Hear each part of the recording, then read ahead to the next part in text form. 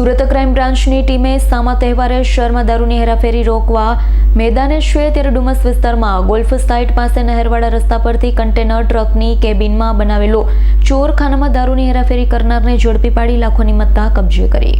હાલ પવિત્ર શ્રાવણ માસ ચાલી રહ્યો હોય જેને લઈ સુરત પોલીસ કમિશનર સહિતનાઓ દ્વારા ગેરકાયદે થતી દારૂની હેરાફેરી રોકવા આપેલી સૂચનાને લઈ ક્રાઇમ બ્રાન્ચની અલગ અલગ ટીમ મેદાનમાં હતી ત્યારે મળેલી બાતમીના આધારે ડુમસ રોડ ગોલ્ફ સાઇડ પાસે નહેરવાળા રસ્તા પરથી કન્ટેનર ટ્રકને આંતરી ઝડપી લેતા ડ્રાઈવર કેબિનમાં બનાવેલા ચોરખાનામાંથી વિદેશી દારૂનો જથ્થો મળી આવ્યો છે, જેથી પોલીસે ડ્રાઈવર ચાંદ સતનારાયણ ભારદ્વાજની ધરપકડ કરી દારૂનો જથ્થો કન્ટેનર ટ્રક સહિત 18,25,000થી વધુની મત્તા કબજે કરી કાયદેસરની કાર્યવાહી હાથ ધરી હતી. Bureau report S9 news Surat.